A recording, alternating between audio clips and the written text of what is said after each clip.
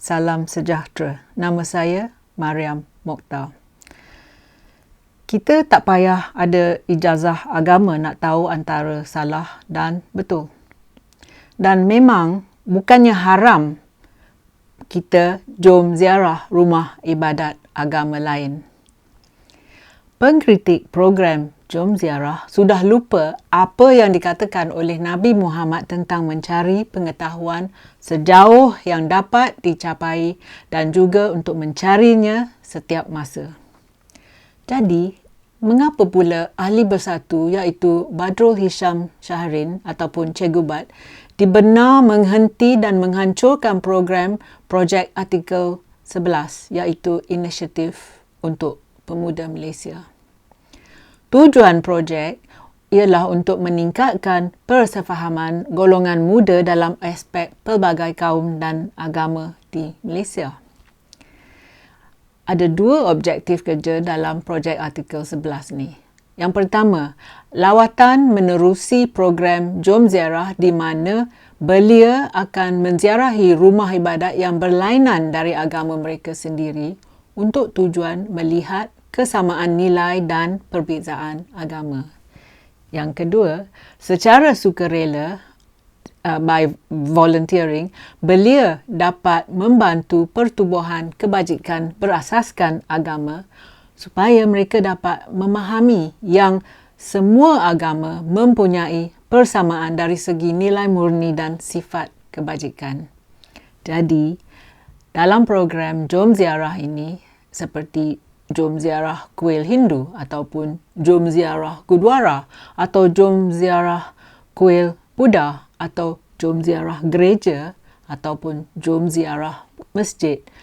Belia akan melawat kuil, gereja, gurdwara ataupun masjid.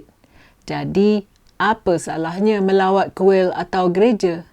Kalau seseorang itu mempunyai akidah yang kuat dan tidak bergoyang, ia tidak akan memasuki kuil ataupun gereja dan macam begitu saja dah nak tukar agamanya, ataupun ia masuk saja gereja dan dah nak jadi orang Kristian dan sebagainya. Jadi, mengapa seluruh rakyat Malaysia terpaksa berlutut dan terpaksa dengar cakap Badrul yang melengkung program Jom Ziarah ni? Bukan itu saja yang teruk sekali. Reaksi oleh kaum ulama juga membimbangkan. Mungkin akidah mereka yang tidak terlalu kuat. Ada juga beberapa orang yang kata bahawa kaum ulama ini kurang keyakinan jemaah Muslim mereka yang ingin melawat gereja atau kuil. Mereka takut kehilangan orang Muslim ke agama yang lain. Jadi, cerita yang betulnya ialah bukan orang biasa yang patut disalahkan, tetapi kaum ulama yang kurang yakin dan yang tak percaya dan tak yakin pada akidah orang Muslim, terutama jemaah mereka. Semua ini menunjuk yang kami telah mencapai tahap kebodohan yang amat rendah dan juga tahap tinggi ketidakpercayaan pada rakan kita sendiri. Insentif perkara 11, artikel 11 ini dicipta untuk meningkatkan kesedaran tentang masyarakat yang pelbagai kaum dan agama di Malaysia. Di bawah program Jom Ziarah, belia Malaysia akan dibawa untuk melawat rumah ibadat yang berbeza untuk melihat bagaimana semua agama berkongsi banyak perkara dan nilai yang sama. Ramai orang Malaysia yang berumur dalam 60-an ataupun ke-70-an dan ke-80-an telah belajar tentang agama-agama lain dengan cara ini. Sebagai anak kecil, mereka dibawa oleh ibu bapa mereka untuk melawat rumah-rumah ibadat orang dari budaya dan agama lain. Mereka pergi ke gereja ataupun ke kuil untuk majlis perkahwinan atau pengebumian atau untuk meraihkan bayi dibaptiskan. Mereka yang menghadiri sekolah misi ataupun mission school seperti konvent tidak ragu-ragu tentang melawat kuil atau gereja, dan umat Islam di kalangan murid-murid ini tetap orang Muslim sampai hujung riwayat mereka. Kenapa orang Melayu hari ini terlalu kurang yakin dan tidak percaya kepada diri mereka sendiri dan rakan-rakan mereka tentang akidah pendirian? Jadi, program Jom Ziarah ini akan meningkatkan persaudaraan dan perpaduan di Malaysia kerana anak muda kita dapat menghargai nilai-nilai dan cabaran yang dihadapi oleh orang pelbagai agama. Tetapi, mengapa pula kritik program Jom Ziarah ini tiba-tiba kata yang Jom Ziarah ini adalah rancangan untuk mempengaruhi umat Islam untuk merangkul agama lain? Jadi, saya tanya, bilakah minda belia Melayu dibenarkan untuk dibuka dan berkembang? Pengkritik program Jom Ziarah ini menghalang sebarang bentuk asimilasi dan integrasi. Pada 13 Mac, Ahli Bersatu tu, Badrul Hisham Shahrin, Cikgu Bad, menggunakan media sosial untuk menuduh program yang telah dioperasi oleh Kementerian Belia dan Sukan yang ia dakwa dan bohong bahawa kementerian telah sedang menjalankan program penginjil Kristian. Ini tidak benar.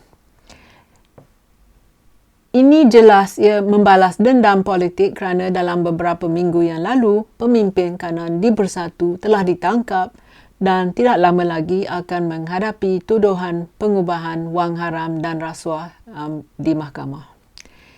Ini juga satu lagi taktik politik kotor yang telah direka untuk menjatuhkan pentadbiran Anwar Ibrahim.